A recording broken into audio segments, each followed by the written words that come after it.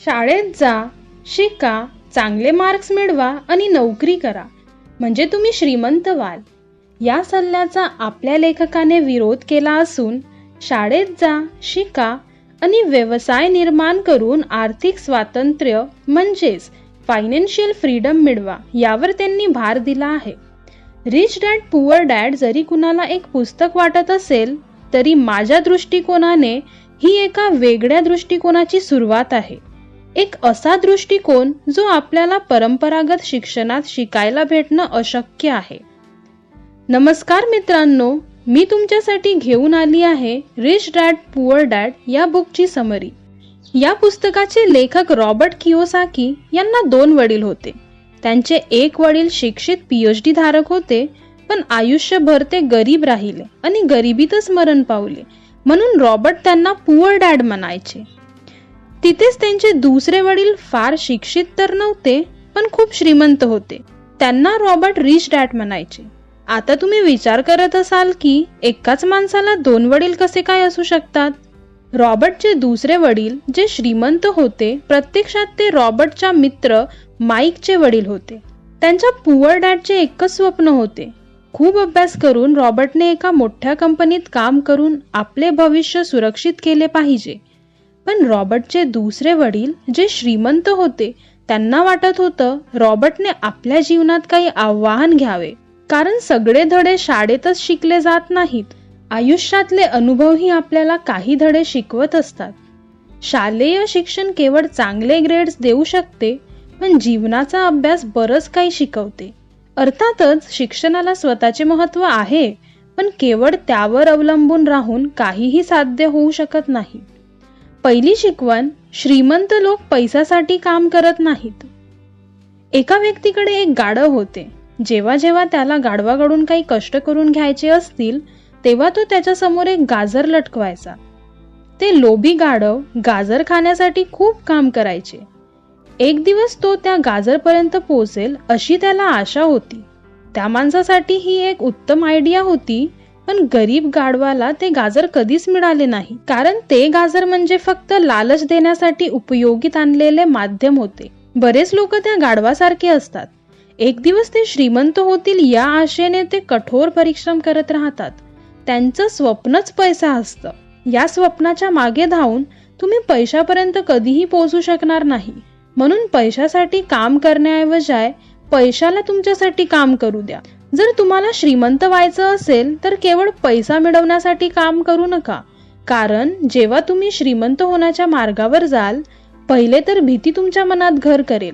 मी गरीब तर राहणार नाही ना, असे प्रश्न मनात गोंधळ घालायला सुरुवात करतील. ही भीती तुम्हाला अजून जास्त मेहनत करण्यास भाग पाडेल आणि नंतर तुमचा लोभ तुमच्यावर वर्चस्व गाजवू लागतो. आपण पैशाने मिळणाऱ्या सगळ्या सुंदर गोष्टींची कल्पना करायला सुरुवात करतो. हीच भीती व लोभ आपल्याला कधीही न संपणाऱ्या गोंधळात टाकतात. आपण जास्त पैसा मिळवण्यासाठी खूप कष्ट करतो व त्यानंतर आपला खर्चही त्यानुसार वाढतो. हा एक ट्रॅप आहे. यालाच रिच डॅड रॅट रेस म्हणतात. आपल्याला लोभ व भीती या सापळ्यापासून दूर राहावं लागेल, कारण आपल्यापैकी बहुतेक जण ज्यांना श्रीमंत व्हायचं आहे ते या जाळ्यात बळी पडतात. तुम्ही पैशाच्या मागे धावू नका, उलट पैशाला तुमच्या मागे धावण्यास मजबूर करा. जर तुम्हाला नोकरी लागली तर दरमहा तुम्हाला पगार मिळणार आहे हा विचार करून कामावर जाऊ नका, कारण त्या पगारातून तुमचा खर्च क्वचितच भागवला जाईल आणि दर महिन्याला असंच चालत राहील. कंटाळल्यानंतर तुम्ही दुसरी नोकरी शोधण्यासाठी शोध सुरू कराल, तरी देखील तुम्ही केवळ पैशासाठीच काम करत राहाल. सत्याला सामोरी जा. तुम्ही स्वतःसाठी जबाबदार आहात. त्यामुळे तुमचे जे काही प्रश्न आहेत ते स्वतःला विचारा, कारण तुमच्या प्रश्नाचे उत्तर फक्त तुमच्याकडेच आहेत. तुमच्या आयुष्यात सुरक्षितता राहावी म्हणून तुम्ही काम करत आहात का? तुमच्या मनात नोकरीमधून काढून टाकण्याची भीती आहे का? फक्त 2 पैसे मिळवण्यासाठी तुम्ही काम करत आहात का? आणि तुम्हाला वाटतं का असे करून तुम्ही श्रीमंत व्हाल? जर तुमचे उत्तर होय असेल तर मला तुमच्या विचारांवर खेद वाटतो. अशाने तुमचे श्रीमंत होण्याचे स्वप्न कधीच पूर्ण होणार नाही. तुम्ही नेहमी गरीबच राहाल. आणि जर तुमचं उत्तर नाही असेल तर सगळ्यात अगोदर तुम्ही मनातील भीती काढून टाका. कारण पैशाबद्दल मनात बागडलेली इन्सिक्युरिटी तुम्हाला विचार न करता काम करण्यास भाग पाडेल आणि तुमचं हेच पाऊल तुम्हाला अपयशाकडे घेऊन जाईल. नक्कीच सगळ्यांमध्ये भीतीची भावना असते, पण त्या भीतीला तुमच्यावर अधिराज्य करू देऊ नका. नाहीतर तुम्ही त्याच्या आहारी जाऊन उलटे निर्णय घेऊ लागाल. तुम्ही कोणतेही निर्णय घेण्याआधी त्याबद्दल बराच विचार केला तर चांगलं होईल. मनापासून नव्हे तर डोक्याने काम करा. दररोज सकाळी स्वतःला विचारा, तुम्ही तुमचे 100% देत आहात का? जेवढं तुम्ही करू शकता तेवढं तुम्ही करत आहात का? तुम्ही तुमच्या क्षमतेचा भरपूर वापर करत आहात का? केवळ आणि केवळ पैशासाठी काम करणाऱ्या सामान्य लोकांसारखे विचार करणे थांबवा. माझा बॉस कमी पैसा देतो, मला जास्त मिळायला हवं, मी यापेक्षा अधिक कमवू शकतो, असा विचार करणे थांबवा. लक्षात ठेवा, केवळ तुम्हीच तुमच्या समस्यासाठी जबाबदार आहात, दुसरे कोणीही नाही. जर बॉस तुमची सॅलरी वाढवत नसेल तर त्याला दोष देऊ नका. जर तुम्ही तुमच्या स्वतःच्या समस्यासाठी जबाबदारी घेत असाल तरच तुम्ही त्यावर उपाय शोधू शकाल. हाच आहे पहिला धडा जो रिच डॅडने शिकवला. रिच डॅडने आपल्या लेखकांना एका कन्व्हिनियन्स स्टोअरवर कामाला लावले होते. त्यांना या कामासाठी पैसे मिळाले नाहीत, पण ते मनापासून काम करत राहिले. याचा फायदा असा झाला की त्या काळात त्यांच्या मनात बऱ्याच नवीन कल्पना येत राहिल्या. पैशाला आपल्या मागे कसे पडवायचे याविषयी त्यांच्या मनात अनेक आयडिया आल्या. याचं एक उदाहरण पाहूया. संध्याकाळी दुकानात एक डिस्ट्रीब्युटर येत होते. तो क्रेडिट देण्यासाठी कॉमिक्स बुक घेत आणि त्या बदल्यात नवीन कॉमिक्सची पुस्तकं देत. एके दिवशी रॉबर्टने डिस्ट्रीब्युटरला विचारले, मला जुनी कॉमिक्स बुक्स मिळतील का? ते त्यांनी मान्य केले, पण त्या कॉमिक्स बुक्सला रॉबर्ट विकणार नाही या अटीवर. ही त्यांच्या मनातील एक नवीन बिझनेसची कल्पना होती. त्यांनी ती जुनी कॉमिक्स बुक्स आपल्या मित्रांना आणि इतर मुलांना अभ्यासासाठी भाड्याने देण्यास सुरुवात केली. ते प्रत्येक बुक्स मागे 10 सेंट एवढे पैसे लावत. प्रत्येक बुक केवळ 2 तास वाचण्यासाठी दिले जात होते. याचा अर्थ वास्तविकतेत ते बुक्स विकत नव्हते. त्यांनी माईकच्या बहिणीला देखील त्या कामासाठी ठेवले, ज्यासाठी तिला दर आठवड्याला $1 देण्यात आले व त्यांनी स्वतः $9.5 कमाई केली. यातून ते शिकले की पैशाला कसे स्वतः मागे पडवावे. दुसरी शिकवण, फायनान्शियल लिटरसीचे महत्त्व. 1923 मध्ये एजवॉटर बीच हॉटेल शिकागो येथे मीटिंग झाली. जगातील बरेच नेते आणि खूप श्रीमंत उद्योजक या मीटिंगमध्ये होते. त्यात मोठ्या स्टील कंपनीचे मालक चार्ल्स स्वाब आणि त्या काळातील सगळ्यात मोठे युटिलिटी प्रेसिडेंट सॅम्युअल इन्सूल आणि बरेच मोठे बिझनेसमॅन होते. या मीटिंगच्या 25 वर्षानंतर या लोकांपैकी बरेच जण गरिबीत मरण पावले, काहींनी तर आत्महत्या केली आणि बऱ्याच लोकांनी मानसिक संतुलन गमावले. खरी गोष्ट अशी आहे, लोक पैसा कमवण्यात इतके गुंतले जातात की पैसा टिकवून कसे ठेवायचे ही विशेष गोष्ट शिकणं विसरतात. पैसा कमवण्यापेक्षा तो टिकवून ठेवणे अवघड असते आणि जर तुम्ही हे कौशल्य शिकत असाल तर तुम्हाला सहजपणे कोणत्याही त्रासदायक परिस्थितीचा सामना करता येईल. लॉटरीमध्ये लाखो जिंकणारे काही वर्ष मजेत घालवतात, पण लवकरच ते त्यांच्या जुन्या स्थितीत पुन्हा येतात. बहुतेक लोकांना श्रीमंत कसे व्हायचे याबद्दल प्रश्न पडतात. तसेच बहुतेक लोक या प्रश्नांच्या उत्तरामुळे निराश होतात. पण या सगळ्या प्रश्नांचे उत्तर तुम्ही अगोदर फायनान्शियली लिटरेट व्हायला शिका असे असेल. पहा, जर तुम्हाला एम्पायर स्टेट बिल्डिंग तयार करायची असेल तर तुम्हाला अगोदर एक खड्डा खणून घ्यावा लागेल. त्यानंतर एक मजबूत पाया घालावा लागेल. पण जर तुम्हाला एक लहान घर बांधायचं असेल तर 6 इंचीच्या कॉन्क्रीट स्लॅबनेही तुमचं काम होईल. पण खेदजनक गोष्ट ही आहे की आपल्यापैकी बहुतेकांना 6 इंचाच्या स्लॅबवर एम्पायर स्टेट बिल्डिंग बांधायची आहे व त्यांनी तसं केले तर निश्चित आहे की बिल्डिंग पडणारच. पुअर डॅड यांना रॉबर्टने बऱ्याच गोष्टीचा अभ्यास करावा असं वाटत होतं, पण रिच डॅडला रॉबर्टने फायनान्शियली लिटरेट व्हावे अशी इच्छा होती. बहुतेक स्कूल सिस्टीम केवळ मजबूत घरे बनवण्यास शिकवतात, मजबूत पाया घालवण्यास नाही. शालेय शिक्षणात शिक्षणाचे स्वतःचे महत्त्व आहे, पण वास्तविक जीवनात केवळ हेच महत्त्वाचे नाही. लायबिलिटीज आणि ॲसेट्स याच्यातील फरक समजून घ्या आणि ॲसेट्स खरेदी करा. हे ऐकणे खूप सोपे वाटते, पण हा एक नियम आहे जो आपल्याला श्रीमंत बनवण्यात मदत करेल. बरेचदा गरीब आणि मध्यमवर्गीय लोक लायबिलिटीजला ॲसेट समजतात, पण श्रीमंतांना लायबिलिटीज आणि ॲसेट मधील खरा फरक माहीत आहे. म्हणून बहुतांश श्रीमंत लोक ॲसेट्सला खरेदी करतात. रिच डॅड किस या प्रिन्सिपलवर विश्वास ठेवतात. याचा अर्थ कीप इट सिम्पल स्टुपिड असा आहे. त्यांनी आपल्या लेखक आणि माईकला ही सिंपल गोष्ट शिकवली, ज्यामुळे ते एक भक्कम पाया ठेवण्यात यशस्वी होतील. जर हे इतके सोपे आहे तर प्रत्येक माणूस श्रीमंत होईल, नाही का? पण इथे प्रकरण उलट आहे. हे इतके सोपे असूनही कोणीही त्याबद्दल विचार करत नाही. लोकांना वाटते की त्यांना लायबिलिटीज आणि ॲसेट मधला फरक माहीत आहे, पण त्यांना केवळ लिटरसी बद्दल माहीत आहे, फायनान्शियल लिटरसी बद्दल नाही. इन्कम स्टेटमेंटला प्रॉफिट किंवा लॉसचे स्टेटमेंट मानायला हवे. याचा अर्थ असा होतो की इन्कम म्हणजे तुमच्याकडे किती पैसे आले आणि एक्सपेन्स म्हणजे किती पैसे खर्च झाले. बॅलन्स शीट ॲसेट्स आणि लायबिलिटीज मध्ये बॅलन्स बनवतात.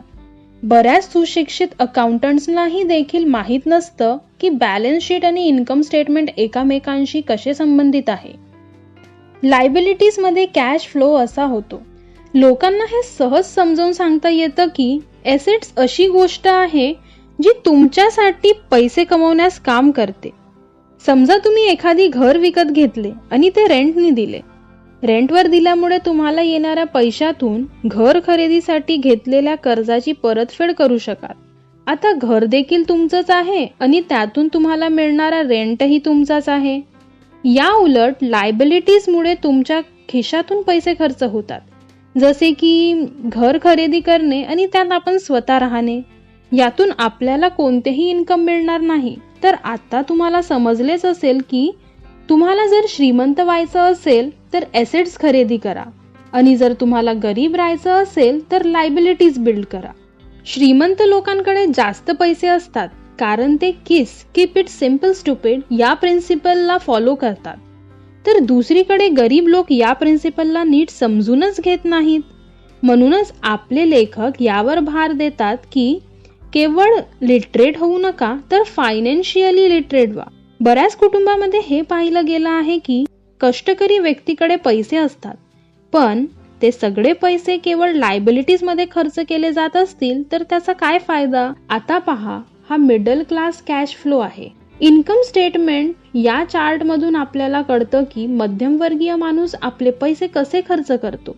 जर त्यांच्या जगण्याची पद्धत हीच राहिली तर ते आयुष्यभर मध्यमवर्गीय म्हणूनच जगणार, किंवा काय सांगता येईल, कदाचित सध्याच्या परिस्थितीतूनही बिकट अवस्था होऊ शकते. कारण तुम्ही पाहू शकता की त्यांचे सगळे पैसे लायबिलिटीज मध्ये खर्च होत असतात.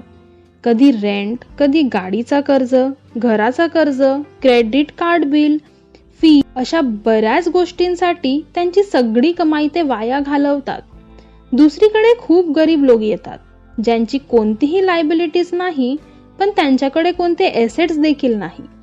ते पैसे कमवतात, सॅलरी मिळवतात, पण त्यांचे सगळे पैसे दररोजच्या खर्चात निघून जातात. समजा एखादा गरीब माणूस $1000 कमवतो. त्यापैकी तो त्याच्या घर भाड्यासाठी $300, प्रवासासाठी $200, टॅक्ससाठी $200 आणि अन्न व कपड्यांमध्ये $200 खर्च करतो. आता शेवटी त्याच्याकडे काय उरेल? काहीच नाही. आणि कधी कधी तर त्याला कर्ज घेऊन काम करावे लागते, ज्यामुळे तो अधिक गरीब होतो. या उलट श्रीमंत लोक ॲसेट्स विकत घेत असतात, मग त्यांचे ॲसेट्स त्यांना अधिक पैसे कमवून देतात. असेच त्यांचे उत्पन्न 2चे 4, 4चे 8 होत राहतात. बरेच श्रीमंत लोक डोक्याने काम करतात. ते घर कर्जावर घेऊन भाड्याने देतात. कोणतेही कष्ट न करता दरमहा भाडे मिळत जाते. यामुळे ते त्यांच्या कर्जाची परतफेड देखील करतात. असं समजा, कर्जाचा हप्ता $1 असेल तर ते त्यांच्या घरासाठी $2 भाडा आकारतील. आपल्या खिशात $1 आणि बँकला $1. यातून आपल्याला कळते रिच डॅड आणि पुअर डॅड यांच्यात विचार करण्याची पद्धत वेगळी आहे. आपले लेखक म्हणतात, पैसे कसे आणि कुठे खर्च करायचे हे समजणे खूप महत्त्वाचे आहे. 1960च्या दशकात मुलांना मोठे होऊन काय व्हायचे असं विचारले तर सगळ्यांचे उत्तर एकच असायचे, ते चांगले ग्रेड्स आणतील आणि डॉक्टर होतील. त्यावेळी सगळ्यांना असे वाटायचे, चांगले ग्रेड घेऊन ते खूप पैसे कमवू शकतील. त्यापैकी बरेच लोक आज मोठे डॉक्टर झाले आहेत, पण असे देखील खूप आहेत जे अजूनही फायनान्शियली स्ट्रगल करताना दिसतील. आज अशी परिस्थिती नाही. आज बऱ्याच मुलांना प्रसिद्ध ॲथलीट, CEO, फिल्म स्टार किंवा रॉकस्टार बनायची इच्छा असते, कारण त्यांना माहीत आहे केवळ चांगला अभ्यास आणि चांगले ग्रेड्सवर अवलंबून राहून त्यांचे करिअर घडू शकत नाही. आजकाल फायनान्शियल नाईटमेअर खूप प्रचलित झाले आहे. बरेचदा नवीन विवाहित जोडप्यांना असे वाटते की आता त्यांची सॅलरी दुप्पट होईल, कारण दोघंही पैसे कमवत आहेत. एका छोट्याशा घरात राहून ते एका मोठ्या घराचे स्वप्न पाहायला लागतात. त्यासाठी ते पैसे जमवू लागतात. यामुळे त्यांचे सगळे लक्ष केवळ त्यांचे करिअर बनवण्यात राहते आणि त्यांची कमाई वाढू लागते. आता या नवीन जोडप्याने इतके पैसे मिळवले की त्यांना एक मोठे घर विकत घेता येईल.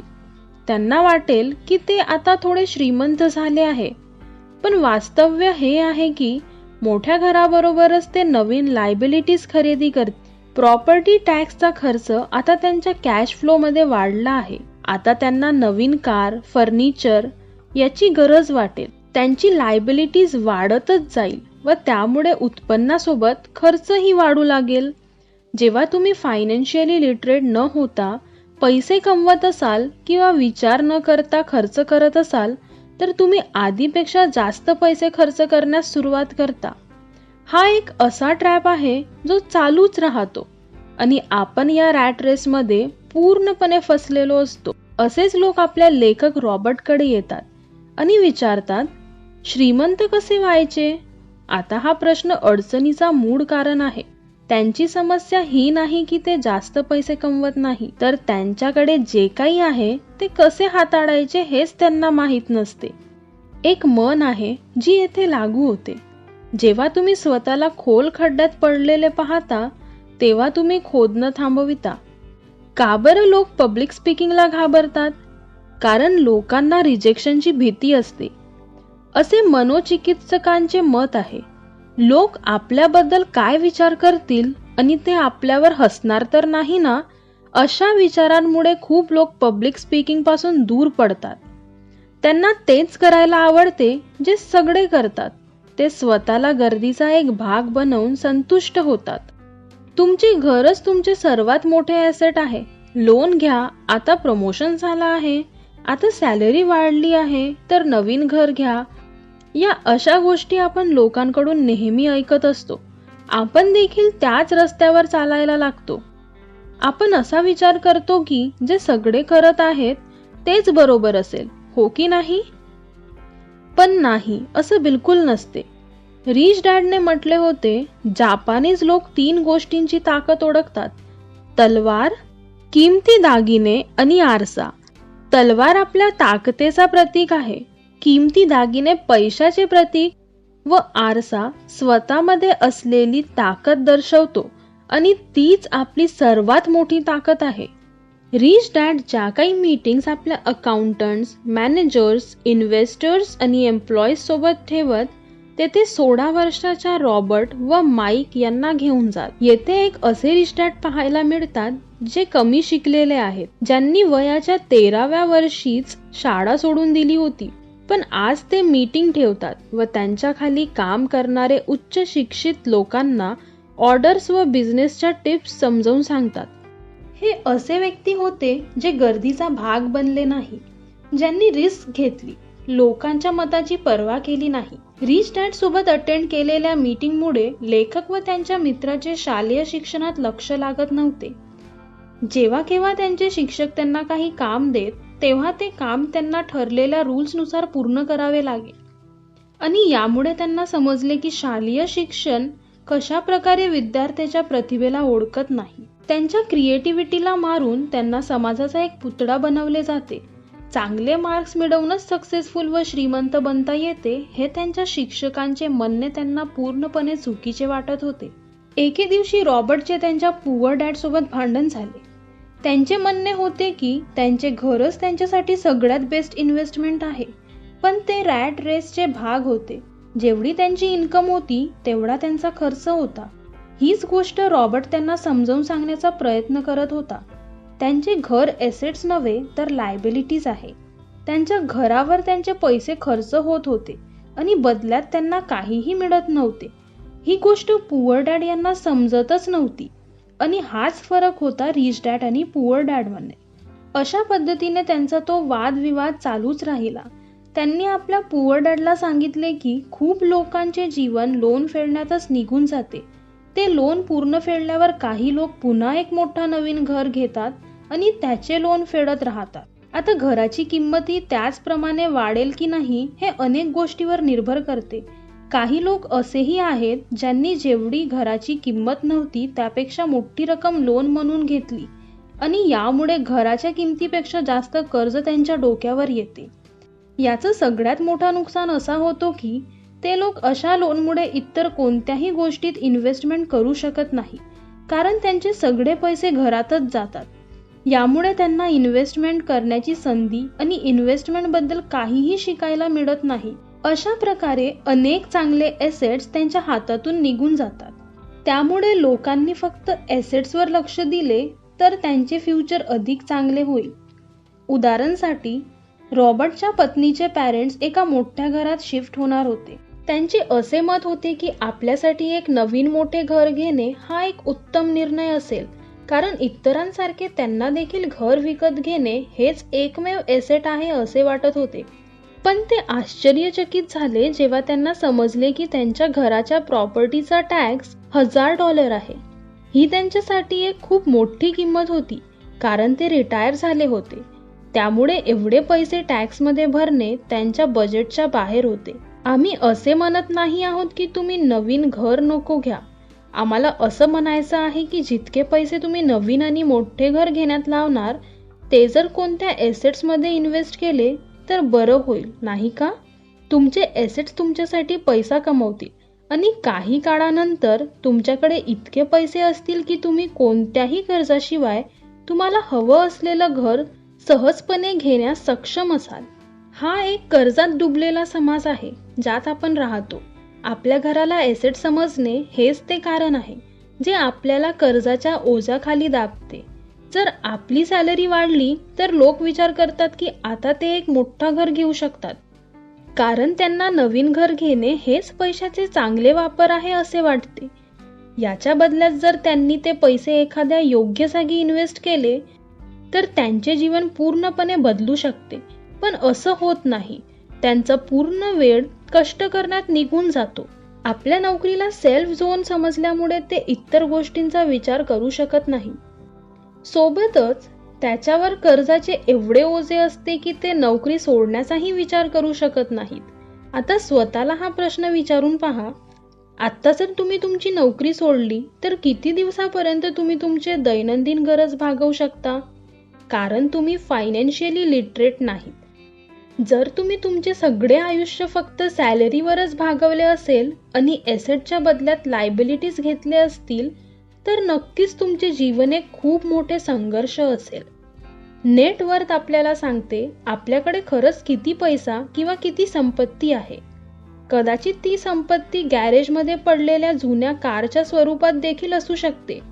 भलेही ती कार तुमच्या कामाची नसेल, तर दुसरीकडे वेल्थमुळे आपल्याला समजते की आपल्याकडे असलेल्या पैशातून आपण किती पैसे कमवतो. समजा जर तुमच्याकडे अशी एसेट आहे जी तुम्हाला दरमहा $3000 कमाई करून देते आणि जर तुमच्या महिन्याचा खर्च $6000 असेल तर तुम्ही $3000 मध्ये फक्त अर्धा महिना तुमचा खर्च भागवू शकता. तर मग याचा सोल्युशन काय असेल? याचे एकच सोल्युशन आहे, ते म्हणजे आपण आपल्या एसेट्स मधून मिळणारी इन्कम वाढवायला हवी. जेव्हा इन्कम $6000 इतकी होईल तेव्हा तुम्ही एका रात्रीत श्रीमंत होणार नाही, पण अशाच पद्धतीने तुम्ही वेल्दी व्हायला लागाल. आता जर तुम्ही अचानक नोकरी सोडली तरी तुमचे एसेट्स तुमचा सगळा खर्च कव्हर करतील. तुम्ही वेल्दी तेव्हाच बनू शकता जेव्हा तुमचे खर्च तुमच्या एसेटच्या ग्रोथ पेक्षा कमी असतील. तिसरी शिकवण, तुमच्या कामाशी काम ठेवा. जगातील सगळ्यात मोठ्या फूड चेन मॅकडॉनल्डचे फाउंडर रे कॉर्कनी एका MBA क्लासमध्ये स्पीच दिले होते. ही 1947 ची गोष्ट आहे. त्यांचे हे स्पीच खूपच छान व लोकांना प्रेरित करेल असे होते. स्पीच संपल्यानंतर विद्यार्थ्यांनी त्यांना काही वेळ त्यांच्या सोबत स्पेंड करावी अशी रिक्वेस्ट केली व ती त्यांनी मान्यही केली. तेव्हा बोलण्यातच रे यांनी तेथील विद्यार्थ्यांना एक प्रश्न विचारले, तुम्हाला माहित आहे का मी कोणत्या बिझनेसमध्ये आहे? आता ही गोष्ट सगळ्यांनाच माहित होती की ते हॅमबर्गर विकतात. हे ऐकून ते हसायला लागले व म्हणाले, त्यांचा खरा बिझनेस तर रिअल इस्टेट आहे. मॅकडॉनल्डसाठी प्रत्येक लोकेशनची निवड खूप विचारपूर्वक केली जाते आणि तेथे त्यांची फ्रँचायझीज बनवली जाते. याचा सरळ सोपा अर्थ असा होतो, मॅकडॉनल्डची फ्रँचायझीज विकत घेणाऱ्याला ती जमीन देखील विकत घ्यावी लागते. अशा पद्धतीने पाहिलं तर हा एक रिअल इस्टेट बिझनेसही होऊ शकतो. खूपदा लोक स्वतःसाठी सोडून दुसऱ्यांसाठी किंवा कंपनीसाठी काम करतात. हे सगळं होण्याचे कारण म्हणजे आपली एज्युकेशन सिस्टीम आहे. स्कूल आपल्याला उद्योजक नाही तर एम्प्लॉय बनायला शिकवते. जे तुम्ही वाचतात तेच तुम्ही बनतात. जर तुम्ही बायोलॉजी शिकला असाल तर डॉक्टर, मॅथमॅटिक्स शिकला असाल तर इंजिनियर, म्हणजे तुम्ही जे शिकता ते तुम्ही बनता. जर एखाद्याने विचारले आपले व्यवसाय काय आहे, तर एखाद्याने हे म्हणणे चुकीचे असेल की मी एक डॉक्टर किंवा एक बँकर आहे, कारण ते तुमचे प्रोफेशन आहे, व्यवसाय नाही. सांगायचं तात्पर्य हे आहे की तुम्ही जे करता त्याला तुमचे बिझनेस बनवा, नोकरी नाही. इतरांना श्रीमंत बनवण्याकरिता आपले सगळे आयुष्य वाया घालवू नका, तर आपले जीवन समृद्ध करण्यासाठी काम करा. चौथी शिकवण, एसेट्स. बऱ्याच लोकांना हे उशिरा कळते की हाऊस लोनमुळे त्यांचे जीवन त्रासदायक झाले आहे. नंतर त्यांना वाटू लागते त्यांनी चूक केली आहे. खरं तर ती कोणती एसेट नव्हतीच. जेव्हा लोक कार घेतात तेव्हा त्या संबंधित असणारे इतर खर्च त्यांच्यासाठी लायबिलिटीज होतात. एखादी नोकरी त्यांना या लायबिलिटीजला फेडण्यासाठी आवश्यक आहे आणि जर ती नोकरी त्यांच्या हातातून गेली तर त्यांचा त्रास सुरू होतो. म्हणूनच आम्ही तुमच्या उत्पन्नाच्या कॉलमवर नव्हे तर एसेटच्या कॉलमवर जास्त जोर देत आहोत. आणि फायनान्शियली सिक्युअर होण्यासाठी हाच एक मार्ग आहे. तुम्ही किती श्रीमंत आहात हे जाणून घेण्यासाठी नेटवर्थ हा योग्य मार्ग नाही. कारण जेव्हा तुम्ही तुमची एसेट्स विकता तेव्हा त्याच्यावर देखील कर आकारला जातो. तुम्हाला वाटतात तितके पैसे तुम्हाला मिळणार नाहीत. तुमच्या बॅलन्स शीटनुसार तुम्हाला जे काही पैसे मिळतील त्यावर कर भरावा लागेल. हे पुस्तक तुम्हाला कधीही नोकरी सोडण्याचा सल्ला देणार नाही. तुम्ही तुमची नोकरी करत राहा, पण एसेट्स देखील जमा करा. मी असे म्हणणार नाही तुम्ही कार घ्या, कारण जेव्हा तुम्ही गाडी चालवण्यास सुरुवात करता तेव्हा त्याची किंमत 25% कमी होते. शक्य तितकं खर्च व लायबिलिटीज कमी करा. आता कोणत्या प्रकारचे एसेट्स खरेदी केले पाहिजेत? येथे आम्ही आपल्याला काही उदाहरण देत आहोत. एक असा बिझनेस जिथे तुमची उपस्थिती जास्त महत्त्वाची नसेल, ज्याला दुसरे लोक तुमच्यासाठी चालवतील. कारण जर तुम्ही तिथे जास्त वेळ देत असाल तर तो बिझनेस नव्हे तर एक नोकरी ठरेल. रिअल इस्टेटमध्ये पैसा लावा, स्टॉक किंवा बॉन्ड खरेदी करा. जेव्हा एसेट्स विकत घ्याल तेव्हा तुमच्या आवडीच्या गोष्टीवर पैसे लावा, कारण तुमचे मन असेल तरच तुम्ही त्यामध्ये लक्ष देऊ शकाल. तुम्हाला त्यात रुची आल्यावरच तुम्ही त्याला चांगल्या पद्धतीने समजू शकाल. रॉबर्टला रिअल इस्टेट व स्टॉक्समध्ये रुची होती, खास करून छोट्या कंपनीमध्ये इन्व्हेस्टमेंट करणे. रिच डॅडच्या सल्ल्यानुसार रॉबर्टने आपली नोकरी कधीच सोडली नाही. तो जॉब करत राहिला, तसेच त्याच्या एसेट कॉलमला मोठे आणि मजबूत बनवत गेला. जो पैसा तुम्ही कमवता त्यातील एकही पैसा वाया जाऊ देऊ नका. तुम्ही पैशाला गुलाम मानून काम करा. तुम्ही लक्झरी गोष्टी विकत घेण्याचा विचार करत आहात का? नक्कीच घ्या, पण हे विसरू नका, जिथे मिडल क्लास पैसा येताच पहिले लक्झरीमध्ये खर्च करेल तेथे श्रीमंत माणूस त्याला शेवटी विकत घेईल. एवढं समजून घेतल्यानंतर आता तुम्ही पुढच्या चॅप्टरमध्ये श्रीमंत लोकांच्या सगळ्यात मोठ्या सिक्रेटबद्दल जाणून घेणार आहात. 5वी शिकवण आहे, श्रीमंत लोक पैसा इन्व्हेंट करतात. मित्रांनो, अलेक्झांडर ग्राहम बेलने टेलिफोन इन्व्हेंट केल्यानंतर टेलिफोनला स्वतःचे पेटंट बनवले होते. त्यांचा बिझनेस एवढा वाढला की सांभाळणे अवघड होऊ लागले. ते वेस्टर्न युनियनला गेले आणि त्यांनी त्यांचे पेटंट व त्यांच्या छोट्या कंपनीला $1,00,000 विकण्याचा प्रस्ताव मांडला. त्यावेळी वेस्टर्न युनियनच्या प्रेसिडेंटने हा प्रस्ताव अस्वीकार केला. त्यांना $1,00,000 जरा जास्तच वाटत होते. म्हणून बेलने मग स्वतःच कंपनीला उभारण्याचे काम सुरू केले आणि मग याचा परिणाम स्वरूपात AT&T या फेमस कंपनीचा जन्म झाला. रॉबर्ट 1984 पासून प्रोफेशनल लेवलला शिकवत होते. एक गोष्ट जी हजारो लोकांना शिकवल्यानंतर त्यांना समजली ती म्हणजे खरं पाहिलं तर प्रत्येक एका व्यक्तीमध्ये पोटेन्शियल आहे जे त्याला महान बनवू शकते. पण जी गोष्ट आपल्याला थांबवते ती म्हणजे स्वतःवर डाऊट करणे. शालेय शिक्षण झाल्यानंतर आपल्याला समजते जीवनात पुढे जगण्यासाठी फक्त चांगले मार्क्स गरजेचे नाहीत. फक्त चांगले मार्क्स घेणारे लोकच पुढे जात नाहीत, तर ती लोकही पुढे जातात जी बोल्ड असतात. ही गोष्ट खरी आहे. फायनान्शियल जीनियस होण्यासाठी त्याचे पूर्ण नॉलेज असणे गरजेचे आहे, पण त्यासोबत हिम्मत आणि बोल्डनेस सुद्धा महत्त्वाचे आहे. बरेच लोक पैशाच्या बाबतीत तरी रिस्क घेत नाहीत, पण श्रीमंत होण्यासाठी तुम्हाला रिस्क घ्यावी लागेल. स्वतःला बोल्ड बनवून रिस्क घेण्याची हिम्मत करावी लागेल. कदाचित येणाऱ्या काळात एखादा नवीन बिल गेट तयार होऊ शकतो किंवा नवीन अलेक्झांडर ग्राहम बेल जन्म घेऊ शकतो आणि असंही होऊ शकतं की बाकी सगळे गरिबीतच जगतील. आता निवड तुमची आहे. तुम्ही काय बनू इच्छिता? जर तुम्ही तुमच्या फायनान्शियल IQला वाढवत असाल तर तुम्ही खूप काही मिळवू शकता. नाहीतर येणारे काही वर्ष अजूनही भयानक असू शकतात, कारण प्रत्येक जुनी गोष्ट जाते तेव्हा नवीन येत असते. आजच्या काळात लोक फायनान्शियल स्ट्रगल करत आहेत कारण त्यांचे विचार अजूनही जुने आहेत व ते स्वतःची चूक न स्वीकारता बॉसला किंवा नवीन टेक्नॉलॉजीला दोषी ठरवतात. जे काल एसेट होते तेच आज लायबिलिटी बनले. त्यामुळे तुम्हाला अपडेट राहणे गरजेचे आहे. रॉबर्टने एक गेम डिझाईन केला ज्याला ते कॅश फ्लो म्हणतात.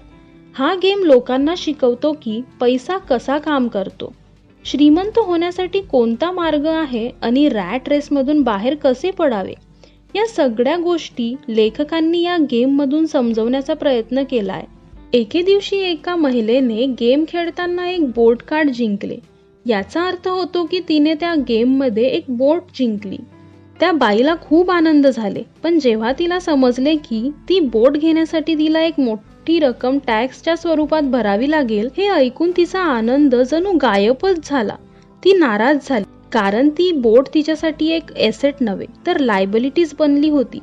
तिला समजले होते टॅक्सची रक्कम तर तिला कंगाल करेल. यामुळे तिने रिफंडची मागणी केली आणि तिला तिचे पैसे परत मिळाले व ती तिथून रागात निघून गेली. पण नंतर तिला या गेमची आयडिया समजायला लागली. आता ती त्या गेमला स्वतःच्या लाईफ सोबत जोडून पाहत होती. पैसे कसे काम करतात ही गोष्ट न समजल्यामुळे तिचे तिथून रागात निघून जाणे आणि चिडचिड करणे साहजिक होते. आपणही नॉर्मली असंच रिॲक्ट करतो. जी गोष्ट आपल्या समजण्याच्या बाहेर आहे तिच्यावर आपण लवकर राग व्यक्त करतो. पण जरा शांत डोक्याने विचार केला तर तुम्हाला कळेल रिॲक्ट होण्याची ही पद्धत एकदम चुकीची आहे. खूप सारे लोक कॅश फ्लो गेम मधून खूप पैसे जिंकतात, पण त्यांना समजत नाही की त्या पैशाचा वापर कसा करायचा आणि ते गेम मध्ये हारायला लागतात. याचं कारण आहे त्यांची जुनी विचार पद्धती जी त्यांना पुढे जाऊ देत नाही. यामुळे हळूहळू ते सगळे पैसे हरवून बसतात.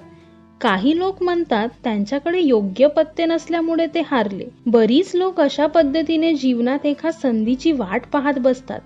काही लोकांना संधी मिळते देखील, पण संधीचे सोने कसे करायचे, संधीचा फायदा कसा करून घ्यायचा हे त्यांना माहीत नसते. याचे कारण देताना ते म्हणतात त्यांच्याकडे पैसे नसल्याने त्यांना संधीचा फायदा घेता आला नाही. काही लोक अशीही आहेत ज्यांना पैसा आणि संधी दोन्ही मिळतात, पण ते त्याचा फायदा घेऊ शकत नाही कारण त्यांना समजतच नाही स्वतःला अवलंबवण्याची ही एक सुवर्ण संधी आहे. फायनान्शियल इंटेलिजन्सचा अर्थ असा होतो तुम्ही पैशाच्या बाबतीत किती क्रिएटिव्ह आहात. जर तुम्हाला पैसे नसताना संधी मिळाली तर तुम्ही काय कराल, आणि जर पैसे असेल पण संधी नसेल तर काय कराल. हे सगळं तुमच्या फायनान्शियल इंटेलिजन्सवर अवलंबून आहे. तुम्ही हे जाणून घेतले पाहिजे संधीची वाट न पाहता स्वतःसाठी संधी निर्माण केली जाऊ शकते. जी लोक यशस्वी झाली आहेत त्यांच्यासोबत जर चालायचे असेल तर तुम्हाला पैसे कमवण्याची इच्छा स्वतःमध्ये निर्माण करावी लागेल. तुम्हाला तुमच्या सगळ्यात मोठ्या एसेट म्हणजेच तुमच्या विचारांमध्ये इन्व्हेस्ट करावं लागेल, कारण तुमचे विचार तुमच्यासाठी सगळ्यात मोठे एसेट आहे. ते आपल्याला खूप जास्त श्रीमंत किंवा खूप जास्त गरीब बनवू शकतात. एक उदाहरण पाहूया. 1990च्या दशकात एरिझोना आणि फॉनिक्सची आर्थिक परिस्थिती बिकट होती.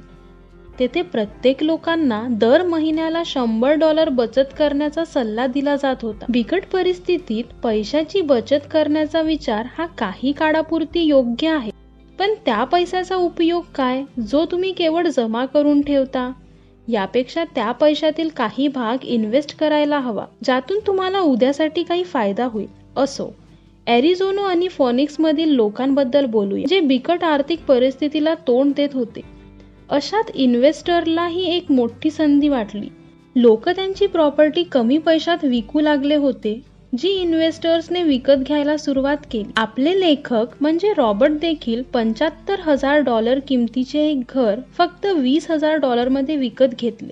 त्यानंतर त्यांनी अटर्नीच्या ऑफिसमध्ये एक ऍड दिली व $75,000 चे घर केवळ $60,000 मध्ये घेण्यासाठी ग्राहकांची लाईन लागली. रॉबर्टचा फोन वाजणं बंद होत नव्हते. हा पैसा त्यांना त्या ॲसेट मधून मिळणार होता जो त्यांनी प्रॉमिसरी नोटच्या स्वरूपात ग्राहकांकडून घेतला होता. त्यांना एवढे पैसे कमवण्यासाठी फक्त 5 तास लागले. त्यांनी $40,000 कमवले, जे त्यांच्या कॉलम ऑफ ॲसेट मध्ये क्रिएट झाले होते. अशा प्रकारे टॅक्स न भरता अचानक आलेल्या एका संधीचा फायदा घेऊन त्यांनी हे पैसे क्रिएट केले. काही वर्षानंतर त्यांनी या बिझनेसमधून खूप पैसे कमवले आणि त्यांनी तो पैसा कंपनी, इन्शुरन्स, क्लायंट सोबत डिनर, ट्रिप आणि इतर गोष्टींसाठी वापरला. गव्हर्नमेंट टॅक्स लावेल त्या आधीच या सगळ्यामध्ये खूप साऱ्या गोष्टी फ्री टॅक्स एक्सपेन्स म्हणून खर्च झाल्या होत्या. काही वर्षानंतर $60,000 मध्ये विकल्या गेलेल्या घराची किंमत आता $1,10,000 झाली होती. त्यांच्याकडे अजूनही काही संधी होत्या, पण रॉबर्टला त्याच्यासाठी एक मौल्यवान एसेट आणि त्यांचा वेळ देखील वापरावा लागला असता. म्हणून ते पुढे गेले, कारण त्यांना नवीन संधी शोधायची होती. हे जग नेहमी बदलत राहते. जे आज आहे ते उद्या नसणार. कधी मंदी असेल तर कधी तेज. वेळेसोबत टेक्नॉलॉजी पुढे जात राहील. आज मार्केट वर आहे तर उद्या खाली असेल, खास करून स्टॉक मार्केट. पण जर तुम्ही फायनान्शियल इंटेलिजंट असाल तर यातून तुम्हाला काय फरक पडेल? कारण तुम्ही प्रत्येक गोष्टीसाठी तयार असाल. तसेच तुम्हाला जीवनात अनेक संधीही मिळतील. येथे तुम्ही तुमच्या फायनान्शियल इंटेलिजन्सचा फायदा उठवू शकता. गरजेचे आहे ते फक्त त्या संधींना पकडणे. नॉर्मली आपण 2 प्रकारचे इन्व्हेस्टर पाहतो. पहिले जे पॅकेज इन्व्हेस्टमेंट विकत घेतात. खरं तर हे फार सोपे व बिना झंझटचे काम आहे. दुसरे इन्व्हेस्टर स्वतःसाठी इन्व्हेस्टमेंट क्रिएट करतात. यांना तुम्ही प्रोफेशनली म्हणू शकतात. जेवढे हे इन्व्हेस्ट करतात त्यापेक्षा खूप जास्त पैसे हे कमवतात. जर तुम्हाला यासारखे इन्व्हेस्टर बनायचे असेल तर तुम्हाला खास करून या 3 स्किल्सला समजणे गरजेचे आहे. पहिली, बाकीच्यांना मिळणार नाही अशी एक संधी शोधा. लक्षात ठेवा, तुमचे मन ते पाहू शकते जे दुसऱ्यांचे डोळे पाहू शकत नाही. दुसरा, पैसे वाढवा. जेव्हा गरज पडेल तेव्हा मिडल क्लास फक्त बँकेत जातात, पण दुसरीकडे इन्व्हेस्टर पैशाला मोठे करून बरेच कॅपिटल आणतात. त्यांना नेहमी बँकेची गरज पडत नाही. तिसरा, स्मार्ट लोकांना ऑर्गनाइज करा. इंटेलिजंट लोक ते असतात जे आपल्यापेक्षा जास्त स्मार्ट लोकांसोबत काम करतात. 6वी शिकवण, शिकण्यासाठी काम करा, पैशासाठी नव्हे. एकदा एका जर्नलिस्टने रॉबर्टचा इंटरव्ह्यू घेतला. रॉबर्टने तिचे आर्टिकल पहिलेच वाचले होते आणि त्या जर्नलिस्टच्या लिखाण शैलीने रॉबर्ट फार प्रभावित झाले होते. इंटरव्ह्यू नंतर त्या जर्नलिस्टने रॉबर्टला सांगितले, तिला देखील एक फेमस लेखिका बनून रॉबर्ट सारखे प्रसिद्ध व्हायचे आहे. रॉबर्टने तिला विचारले, तर मग असं काय आहे जे तुला फेमस होण्यापासून थांबवत आहे? या प्रश्नावर उत्तर देत ती जर्नलिस्ट म्हणाली, तिची जॉब तिला पुढे जाऊ देत नाही आहे. यावर उत्तर देत रॉबर्टने तिला एक सूचना दिली. त्या जर्नलिस्टला कोणत्या तरी सेल्स क्लास जॉईन करायला हवा. तेव्हा जर्नलिस्टने सांगितले, तिच्या एका मैत्रिणीने तिला आधीच ही ऑफर दिली आहे, पण तिला ते छोटे काम वाटत होते. ती हे विसरली होती की रॉबर्ट स्वतः एकेवेळी सेल्स स्कूलमध्ये होते. या गोष्टीचे तात्पर्य हे आहे, जर तुमच्याकडे कोणते टॅलेंट असेल व जर त्याच्या दमावर तुम्ही काही पैसे कमवून पाहत असाल तर तुमचे ते टॅलेंट पुरेसे नाही. कारण टॅलेंटचा उपयोग कशा पद्धतीने करायला हवा हे जोपर्यंत आपल्याला कळत नाही तोपर्यंत टॅलेंट निरुपयोगी आहे. जोपर्यंत तुम्ही त्या टॅलेंटला लोकांसमोर प्रदर्शित करू शकत नाही तोपर्यंत तुम्ही पैसे कमवू शकत नाही. त्यामुळे विक्रीची कला शिकण्यात कोणतीच लाज वाटू देऊ नका. रिच डॅड आणि पुअर डॅड यांच्यात हाच एक फरक सगळ्यात मोठा होता. पुअर डॅड नेहमी नोकरीची चिंता करत होते. त्यांना त्यांचा जॉब नेहमी सिक्युअर ठेवण्यासाठी चिंता राहत, कारण त्यांच्यासाठी एक सेफ जॉब असणे म्हणजे सगळं काही असण्यासारखं होतं. आणि दुसरीकडे रिच डॅड नेहमी काही ना काही नवीन शिकण्यावर जोर देत. श्रीमंत बनण्यासाठी तुम्हाला खूप काही शिकावं लागेल. मास्टर्स डिग्री मिळवल्यानंतर कोणत्या तरी एका स्पेशल फील्डमध्ये विद्यार्थी डॉक्टरेट मिळवतात व त्यात एक छोट्याशा विषयाचा खूप सखोल अभ्यास करावा लागतो. म्हणजे एका छोट्याशा विषयात महारत मिळवण्यासाठी त्यांना खूप वाचावे लागते. जगाच्या वेगवेगळ्या गोष्टी जाणून घेऊन त्या कोणत्या पद्धतीने काम करतात या सगळ्या गोष्टींचा जेव्हा आपण अनुभव करू तेव्हाच आपले नॉलेज वाढेल. कदाचित हेच कारण होते की रिच डॅड लहान रॉबर्ट आणि माईकला त्यांच्या सोबत मीटिंग मध्ये घेऊन जात. जेव्हा रॉबर्टने मेरीन कोर्स जॉईन करण्यासाठी आपली हाय पेईंग जॉब सोडली तेव्हा त्यांचे पुअर डॅड त्यांच्या या निर्णयामुळे फार दुखी झाले होते. रॉबर्टने त्यांना समजावून सांगण्याचा फार प्रयत्न केला, पण त्यांना ही गोष्ट पटत नव्हती. रॉबर्ट त्यांना म्हणाले, या मोकळ्या आकाशात कसे उडतात, कसं वर्करच्या टीमला हँडल केले जाते, एखाद्या कंपनीला कसे चालवायचे हे सगळे त्यांना शिकायचे आहे. व्हिएतनाम वरून परतल्यावर रॉबर्टने रिझाईन केले आणि झेरॉक्स कॉर्प्सला जॉईन केले. त्यांना ही नोकरी कोणत्या फायद्यासाठी करायची नव्हती. रॉबर्ट एवढे लाजाळू होते की दुसऱ्यांना काही विकण्याचा विचार करूनच त्यांना घाम फुटत होते आणि त्यामुळे आपल्या या कमतरतेला दूर करण्यासाठी त्यांनी झेरॉक्सचे सेल्स ट्रेनिंग प्रोग्रामचे ट्रेनिंग घेतले. यानंतर रॉबर्टने स्वतः आपल्या नवीन कंपनीची सुरुवात केली आणि आपल्या पहिल्या शिपमेंटला पाठवलं. जर ते याच्यात नाकाम झाले असते तर ते दिवाळेखोर झाले असते, पण त्यांनी आपले रिच डॅडची शिकवण लक्षात ठेवून हे रिस्क घेतली. वय 30 होईपर्यंत दिवाळेखोर होण्याची रिस्क आपण घेऊ शकतो, कारण या वयात आपल्याला रिकव्हर होण्याचा टाइम भेटून जातो. खूपदा बरेच एम्प्लॉई आपल्या वर्कर्सला जास्त पे करतात, कारण त्यांना त्या वर्कर्सला आपल्या कंपनीमध्ये बांधून ठेवायचे असते. तसेच खूप वर्कर्स जीव तोडून काम करतात, कारण त्यांना कामावरून काढून टाकण्याची भीती वाटत असते. या विचारांना सोबत घेऊन त्यांचे काही वर्ष आरामात जातात, पण हे खूप काळ काम करत नाही. एखादी खास प्रोफेशन किंवा जॉब निवडण्याच्या आधी तुम्ही त्या गोष्टी शिका ज्या तुम्हाला शिकायच्या होत्या, कारण एकदा का तुम्ही तुमचे प्रोफेशन निवडले तर तुम्ही त्याच्यातच बांधून राहणार व तुम्हाला तुमच्या आवडीच्या गोष्टी शिकायला कमी वेळ मिळणार. तर मित्रांनो, या पुस्तकाची समरी इथेच संपते. आपल्याला ही समरी आवडली असेल तर आपण कमेंट करून आम्हाला सांगू शकता आणि पुढच्या वेळेस तुम्हाला कोणती पुस्तकाची समरी हवी आहे हेही सांगू शकता.